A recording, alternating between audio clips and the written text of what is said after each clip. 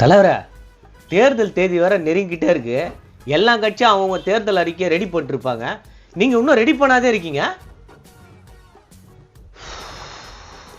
எல்லாரும் அறிக்கையை வெளியிடட்டும், அதுக்கப்புறம் நம்ம வெளியிடலாம். தலைவரை எல்லாரும் தேர்தல் அறிக்கை வெளியிடட்டும்னு சொல்லி நம்ம வெயிட் பண்ணி அவங்க வெளியிட்டதுக்கு அப்புறம் நம்ம வெளியிட்டா வேலைக்காக போயிடும். தலைவரை என்கிட்டயே சொல்றிய அரசியலை பற்றி இல்லை கேட்குறேன்.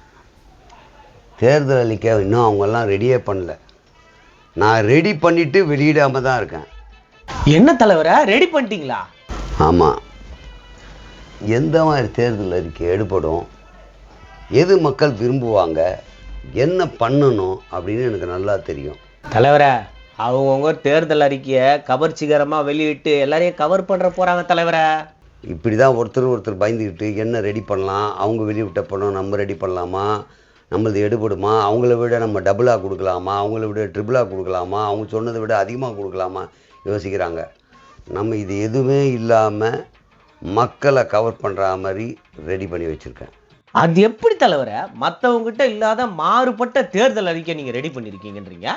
நம்முடைய இலக்கு யாருன்னா பெரும்பாலான பெண்களுக்கு தான் கவர்ச்சிகரமான பல திட்டங்கள், எளிய திட்டங்கள், தேவையான திட்டங்கள் கொடுத்தோன்னா அத்தனை ஓட்டு நமக்கு தான். புது விதமாக தேர்தல் அறிக்கை ரெடி பண்ணி வச்சிருக்க போகிறேன். நீங்கள் இதுதான் ஏற்கனவே எல்லா கட்சிகளையும் ரெடி பண்ணி வச்சுருப்பாங்களே. திருப்பி சொல்கிறேன், எல்லாரும் ரெடி பண்ண மாதிரி இருக்காது. திட்டத்தை சொல்கிறேன், எப்படி இருக்குன்னு கேட்டு சொல்லு. 3 மாதத்துக்கு ஒரு தடவை எல்லா வீட்டுக்கும் எல்லா பெண்களுக்கும் தேவையான கோலமாவு மூட்டை ஆளுக்கு ஒன்று ஃப்ரீ. அது மட்டும் இல்லாமல் 2 மாதத்துக்கு ஒரு தடவை புடவை ஃப்ரீ. அடா 3 மாதத்துக்கு ஒரு தடவை ஐப்ரோ, லிப்ஸ்டிக்கு, ஹேர் ஆயில் 3ம் ஃப்ரீ. செம்ம திட்டம் தலைவரா. நீயே இப்போ கேட்டு அதிர்ந்து போனல. இது மட்டும் இல்லை, இன்னும் நிறைய வச்சுருக்கேன். உயிரியல் பூங்காவில் ஒவ்வொரு மாவட்டத்திலே ஒரு உயிரியல் பூங்கா தொடங்கி அந்த உயிரியல் பூங்காவில் எல்லா வெளிநாட்டு விலங்குகள், பறவைகள் எல்லாத்தையும் கொண்டு வந்து அங்கே வச்சுட்டு இலவச உயிரியல் பூங்காவுக்கு நுழைவு கட்டணம் இல்லை அப்படின்னு ஒன்று கொண்டு வருவேன். அப்படி பண்ணால் வருமானம் போயிடுமே தலைவரா. லூசு மாதிரி பேசாதையா. இப்போவே அதில் வர வருமானம் வச்சு உள்ள இருக்கிற விலங்குகள்லாம் சோறு போட முடியல. இப்போ வாங்காதால எதுனா ஆகிட போதா? இன்னும் கொஞ்சம் கூடுதல் செலவு பண்ணிட்டு போகலாம். இது வரைக்குமாவது பரவாயில்ல, கூடுதல் செலவு பண்ணிட்டு போயிடலாம். இப்போதான் நீங்கள் சொல்கிறீங்க வெளிநாட்டு விலங்குகள்லாம் பறவைகள்லாம் வர வைக்கிறேன்ட்டு. அதுக்கு யார் தலைவரை செலவு பண்ணுறது? ₹1 கூட நம்ம செலவு பண்ண தேவையில்லை. என்ன ஒவ்வொரு நடிகர்கிட்ட சொல்லியும் விலங்கையும் பறவையும் தத்தெடுக்க சொல்ல போறீங்களா? யாரும் தத்தெடுக்கவும் வேணாம், பெத்தெடுக்கவும் வேணாம். ₹1 கூட செலவாகாது. இங்க இருக்கிற சீதோஷ நிலைக்கு அந்த விலங்குகள்லாம் வாழுமானே தெரியல தலைவரை. இதுல வர சோறு போனா செத்துருமே. அங்கதான் நம்ம புத்திசாலித்தனத்தை யூஸ் பண்றோம். எல்லா உயிரில் பூங்காவிலையும் நிறைய கூண்டு அடிப்போம். ஏகப்பட்ட கூண்டு அடிச்சு இது வரைக்கும் நம்ம இந்தியாவில் பார்க்காத விலங்குகள் எல்லா போட்டோவையும் மேலே வச்சிருப்போம். வரவங்களுக்கு இந்த விலங்கு இது உள்ளே இருக்கு அப்படின்றதுக்காக ஐடென்டிஃபைக்காக வச்சிருப்போம். தலைவரை நான் என்ன கேட்டுட்டு இருக்கேன், நீங்க என்ன சொல்லிட்டு இருக்கீங்க? சோறு போடலன்னா விலங்குகள்லாம் செத்துறன்றேன். நீங்க என்ன போட்டோ மாட்ட போறேன், ஃப்ரேம் மாட்ட போறேன்னு சொல்லிட்டு இருக்கீங்க. முழுசா புரியல உனக்கு? கக்குவா அப்படின்னு ஒரு பறவை எங்கன்னா ஏதாவது ஒன்று இருக்கும். முக்குவா, தக்குவா அப்படின்னு ஏதோ விலங்கு இருக்கும்.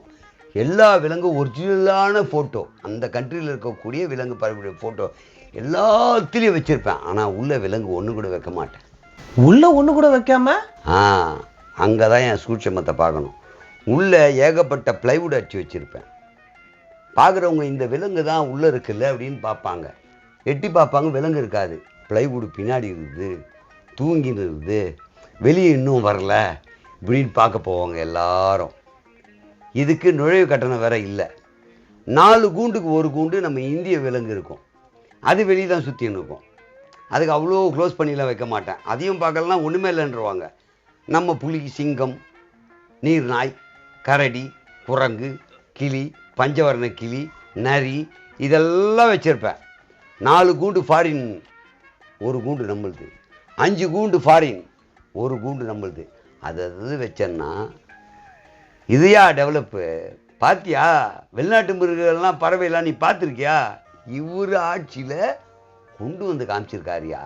இதெல்லாம் அந்த கண்ட்ரிக்கு போய் பார்க்க வேண்டியது, இங்கேயே பார்க்க வச்ச தெய்வம் அவருன்னு பேசுவாங்க. தலைவரா, நீங்க சொன்ன மாதிரி சோறுக்கும் செலவு இல்ல, மக்கள்கிட்டயே நல்ல பேரு. அந்த விலங்கு அதுக்குள்ள இருக்க வேண்டிய அவசியம் கூட இல்ல. அப்புறம் என்ன? அப்போ மக்களுக்கு என்ன ஆச்சு? என்டர்டெயின்மெண்ட் ஃப்ரீ பண்ணி விட்டார் அப்படின்னு ஒன்று தோணும். இது இல்லாமல் இன்னும் பல விஷயங்கள் நான் வச்சுருக்கேன். சொல்லுங்க தலைவர, கேட்கறதுக்கு ரொம்ப ஆர்வமா இருக்கு.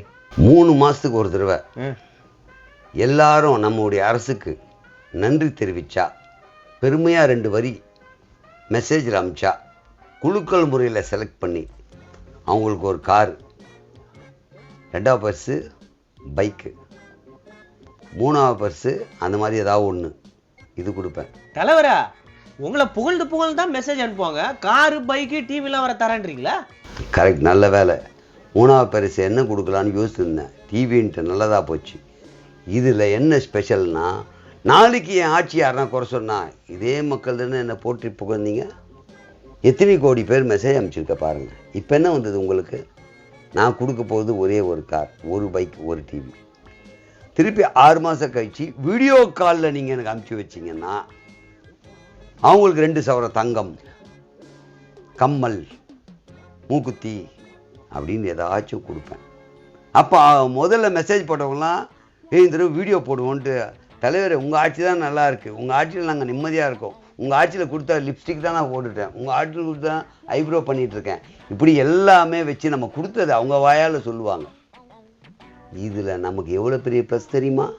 எவிடன்ஸ் தான் அவங்ககிட்ட இருந்து வாங்கிருமே, அப்புறம் எவனாலையும் ஒன்றுமே பண்ண முடியாது. அது மட்டும் இல்லை, புதுசாக திருமணமாகும் பெண்களுக்காக நம்ம ஒரு சலுகை தரோம்.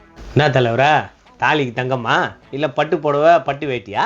சே, அதெல்லாம் சாதாரண ஆள் யோசிக்கிறது. நான் அப்படி இல்லை. பெண்களுக்கு ஃபேஷியல் கிட்டு திருமணத்துக்கு முன்னாடி 15 நாள் க்ரீமு, ஷாம்பு, ஸ்ட்ரைட்னிங் பண்ணுறது, மாஸ்க்கு போட்டு எடுப்பாங்கல்ல, அது டாட்ஸ் இருந்தால் அது கிளியர் பண்ணுறது, எல்லாம் சேர்ந்த ஒரு கிட்டு. அதை கொடுப்போம் திருமணத்துக்கு முன்னாடி. அவங்க முகத்தை அவங்களே பியூட்டி பார்லர் போகாமல் சரி பண்ணிக்கலாம். இது திருமணம் யார் புதுசாகுதோ நமக்கு அப்ளை பண்ணோம், உடனே நம்ம அமுச்சு வைப்போம். அவங்க கைக்கு வந்தவுடனே, ஐயா வந்துடுச்சியா எங்களுக்கு. ஒரு கிட்டுக்குன்னா செலவாயிட போகுது, தங்கனாலும் லட்சத்துக்கு போயிடுச்சு, இது ஈஸியாக குத்தலாமே. அதுக்கப்புறம் பார்த்தோன்னா, நம்மக்கிட்ட யாரெல்லாம் கிட்டு வாங்கியிருக்காங்களோ அவங்க கர்ப்பிணி பெண்கள் ஆன உடனே 9ஆம் மாதம் நம்ம தான் அனுப்பிச்சி வைப்போம். வளையல், புது புடவை, ஒரு செயின் எல்லாம் செட்டு இருக்கும் தெரியுமா, கவரிங். ஆமாம், அது ஒரு செட்டு. அப்போ அவங்க என்ன நினைப்பாங்க, எங்கள் அப்பா அம்மா செய்ய வேண்டியதை ஐயா தான் பண்ணார். அப்போது அது யாருக்கு கொடுக்கணும்னா, என்கிட்ட முதல்ல கிட்டு வாங்கியிருக்கணும், அப்போ தான் இது கொடுப்பேன்னும். அப்போ எல்லாரும் அது வாங்கினாதான்டா இது கிடைக்கும்ன்ட்டு கம்பல்சரி அது வாங்குவாங்க. அப்போது அது விற்கிறான்ல, அவங்ககிட்ட வேறு நமக்கு ஒரு சம் பர்சன்டேஜ் இருக்குது. அந்த மேக்கப் கிட்டுக்காரங்கிட்ட ஒரு அமௌண்ட் பேசிப்போம், அதையே இவங்களுக்கு கொடுப்போம். இங்கே புடவை கடைக்காரங்கிட்ட, கவரிங் நகைக்காரங்கிட்ட, வளையல்காரங்கிட்ட, இதெல்லாம் எப்போ யாருக்கு தேவையோ அப்போ மட்டும் தான் கமிஷனு. முதல்ல சொன்னல லிப்ஸ்டிக்கு 2 மாதத்துக்கு தருவேன், ஐப்ரோலாம் அதெல்லாம் பர்ச்சேஸ் பண்ணிகிட்டே இருப்போம். அது நமக்கு வந்துக்கிட்டே இருக்கும். 5 ஆண்டு காலம் ஃபுல்லாக பணம் கொட்டும். அதில் பார்க்குறதுக்கு பெருசாக தெரியாது, பெருசாக வாங்கி கொடுத்தாதான் இவ்வளோ கமிஷன் அனுப்பிச்சிட்டாங்கன்னுவாங்க. சின்னது வாங்கி கொடுத்தா கமிஷன் பெருசாக இருக்கும்னு நினைக்க மாட்டாங்க. அதே நேரத்தில் இந்த சின்ன பொருளுக்கு தான் லேடிஸ் ஆசைப்படுவாங்க. அதுதான் டாக்டிஸ். வீட்டுக்காரர் மாதிரி பொறுப்பாக எல்லாம் வாங்கி கொடுத்தார், தாய் தந்தையர் மாதிரி எனக்கு வளகாப்பு பண்ணார். இதை விட ஒரு திட்டம் வச்சுருக்கேன். பொங்கல், தீபாவளி அந்த 2 நாளில் மிக முக்கியமான நாட்கள். சின்ன வயசாக இருந்தால் அவங்களுக்கு சுடிதார், கொஞ்சம் வயசு ஜாஸ்தி இருந்தால் அவங்களுக்கு நைட்டி, 3 இதை தருவோம். பொங்கல், தீபாவளி அதுமா நைட்டியும் சுடிதாரும், அதனால என்ன தலைவர் யூஸு? ஏன் சுடிதார் நல்ல நாளில் போட மாட்டாங்களா? இப்படி தான் அவங்க யோசிப்பாங்க. நல்ல நாளோ ஏதோ ஒன்று, வருஷத்துக்கு 3 நைட்டி வந்துடும்பா, கவலை கிடையாது. வருஷத்துக்கு 3 சுடிதார் வந்துடும்பா, கவலை கிடையாது. அதே மாதிரி 2 ஃபங்க்ஷனுக்கும் தரோம். அப்போ 6, ஒரு வீட்டுக்கு 6 தரோம். அப்போ என்னாச்சு, ஒரு அண்ணன் தம்பி வாங்கி தரக்கூடியது, ஒரு அப்பா அம்மா செய்யக்கூடியது, ஒரு கணவர் வாங்கி தரக்கூடியது, இது எல்லாமே யார் பண்ணுறது? நம்ம பெண்களை பொறுத்த வரைக்கும் எனக்கு துணிக்கு பிரச்சனை இல்லை, வாங்கி கொடுத்துருவார். கல்யாணத்துக்கு ஃபேஷியல் பிரச்சனை இல்லை, வளகாப்புக்கு எல்லாம் செட்டாக வந்து இறங்கிடும். டெய்லி யூஸுக்கு லிப்ஸ்டிக்கு, ஐப்ரோ, ஏர் ஆயிலு, ஷாம்பு, கிம்பு எல்லாம் செட்டு கொடுக்க போகிறோம்.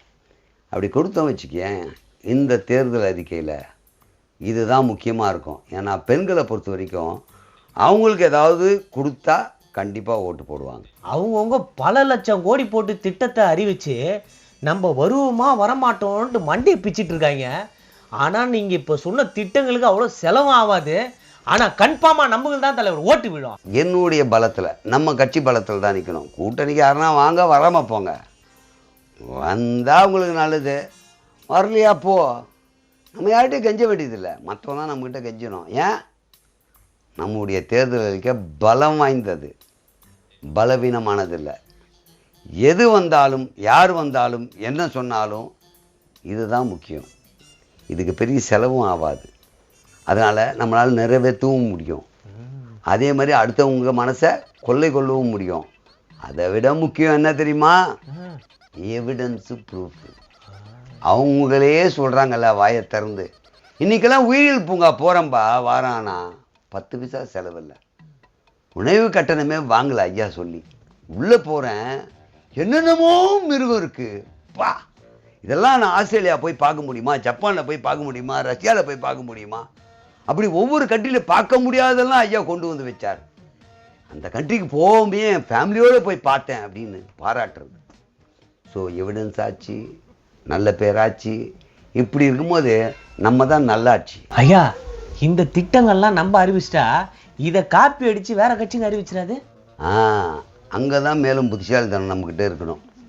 நம்ம முதல்ல அறிக்கை வெளியே விட்ட உடனே இதே மாதிரி ஒன்று தயார் பண்ணி அனுப்புவாங்க. அப்போ சொல்லணும், எங்களை காப்பி பண்ணி பண்ணாங்கன்னு சொல்லணும். இருந்தாலும் மக்கள்னு சொல்லுவாங்க, காப்பி பண்ணுறியோ அதை விட இது அதிகமாக கொடுக்குறாருன்னு எல்லாரும் அவங்க அங்கே மாறிடுவாங்க. அப்போ தான் நம்ம ஒன்று சூசகமாக கிட்ட எலெக்ஷன் கிட்ட சொல்லணும். என்ன தெரியுமா சொல்லணும்? சொன்னது 66 விஷயம், சொல்லாதது 166. ஏன் சொல்லலை அப்படின்னா, எல்லாத்தையும் சொல்லி தான் ஓட்டு வாங்கணுன்ற அவசியம் இல்லை. மக்களுக்கு நல்லது பண்ணுற ஒரு சிலர் சொல்லியிருக்கேன், இது எல்லாம் சொல்லாமையே செய்வேன்னு ஒன்று கொடுத்தேன்னா மேட்ரு ஓவர்.